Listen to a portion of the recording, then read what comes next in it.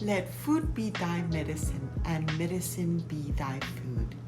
Does this Hippocrates statement have any validity? Or is it an old snake oil salesman pitch? Hi friends, my name is Jessica. I'm on the road to losing the last 30 pounds after losing 90 pounds. Before I begin, I want to emphasize that by no means am I anti-pharmacy. I believe that pharmaceuticals add a layer of protection that cannot be currently matched by food alone. And I am certainly not selling any ideology in this chat. It's merely for us to explore if there's any value in using food as medicine.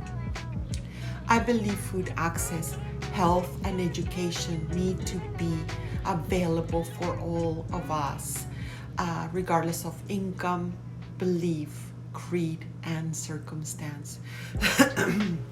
On that tangential note, mushrooms and psychedelics will not be discussed, as I will not be able to give anyone any educated opinion about these topics. They are outside of my scope of practice and discussions. What I would like to explore is more in line of the Mediterranean, paleo, heart health, diabetic, gluten-free, carnivore diet, and also ingredients and how these can help with health.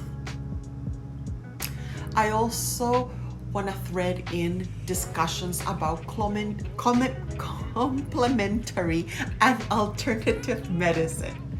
So I will call it CAM, and the role that curanderos have in this lost art. As per an article by Palmer, the future of health lies in recognizing the role of CAM is in nurturing public health, a vision that would require a greater recognition of an ancient tradition healing practices. The vision being that the curanderos, a healing man, physicians and dietitians will working on parallel tracks, each of them healing the public and on occasion collaborating with one another, of course looking at disease as a spectrum. Today's discussion is the diabetic diet. According to Diabetes Canada, a diabetic patient should be eating less carbohydrates, smaller portions, less sugar, and less processed foods. This also applies to insulin-resistant patients.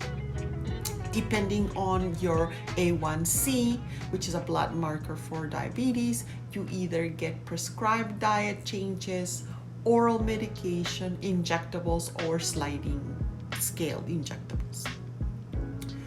With this specific ailment, there is actually no specific diet. The goal is to keep your glycemic index as leveled as possible. Conversely, why patients choose to use CAM therapies for one condition over other is an important and interesting question, which I hope to thread into our discussions. As per Yet et al., reasons are likely to be multifactorial, but they may relate to perceptions of disease, severity, symptoms, and disease understanding. In addition, treatments, knowledge, availability, and accessibility in the case of both conventional and alternative approaches are likely to influence patient decisions. Going back to the diabetic patient and CAM, most believe that conventional medicine has a good understanding of diabetes and can offer successful pharmaceuticals for disease management. Therefore, there is less need for CAM therapies in that diagnosis. Therefore, herbs, prayer are less used in this instance. I wish you all health and happiness, and I hope you enjoyed our discussion.